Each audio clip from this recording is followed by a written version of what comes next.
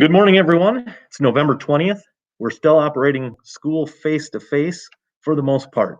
We've had some challenging times and lots of challenges to overcome, but we have been able to stay in session. Since the start of school, we've had the daycare, a 4K classroom, our entire first grade, a third grade classroom, most of the high school volleyball team, and the football team on quarantine. We have also had numerous elementary, middle school, and high school students and teachers out due to positive test results, quarantine, or other general illnesses along the way. At this point today, we have 10 staff members and 73 students out today due to COVID-19 reasons. The good news is that everyone else is still here. Everyone that has tested positive or were quarantined have been able to return when their quarantine time elapsed with no major issues and no major spread. Although challenging, we're having a great year and everyone is getting the opportunity to learn in new ways and learn new things in ways that we never imagined before. There's some doom and gloom around the time we're living in, but there are also a whole lot of positives we can focus on to keep us all working through it together. Here are some important updates for you as we move forward. Remember, we've modified the original school calendar and there's no school for students Monday, November 23rd. Tuesday, November 24th is an Elmwood Pride Day that is counted as a school day, but students will be working on projects remotely at home that relate to Elmwood Pride and community service. No students will be coming to school that day, but they are all expected to complete their requirements for the day and submit them to their teachers as instructed. If they have questions, they need to contact their teachers for clarification.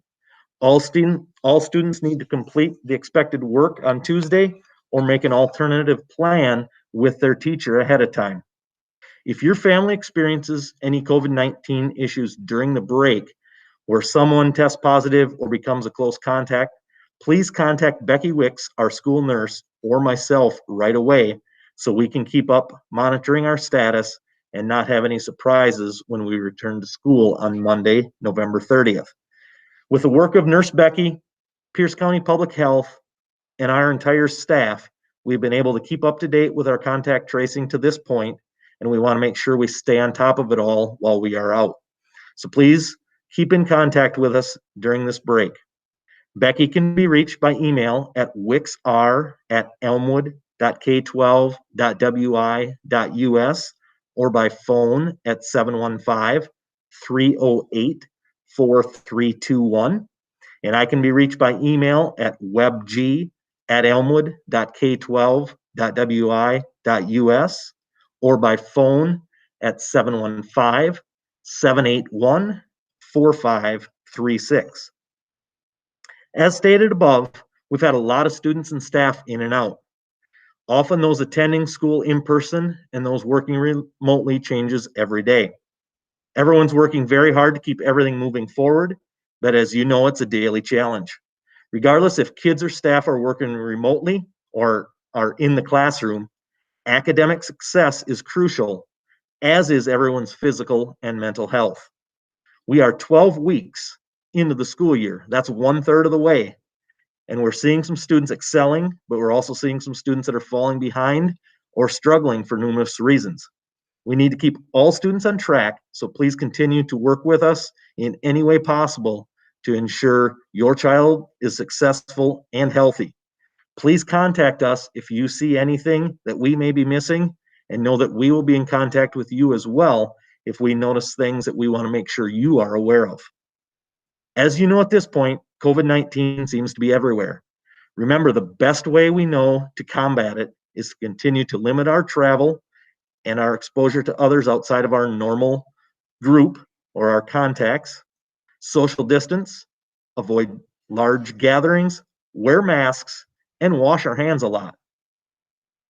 We've made it 1/3 of the way through our school year, and we hope we can make it until June 3rd, which is supposed to be our end date, in the same manner that we currently are. As you see many schools around us making changes and some going all remote, know that our fate could end up that same way.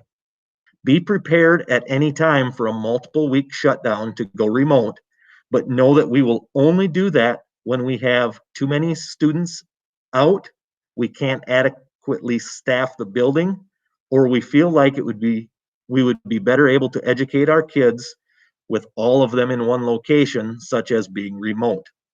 We could end up sending only our middle school or high school home, our entire 4K-12 building, or a class or team at a time, depending on the situation as it is presented to us, similar to what we've done throughout the first 12 weeks.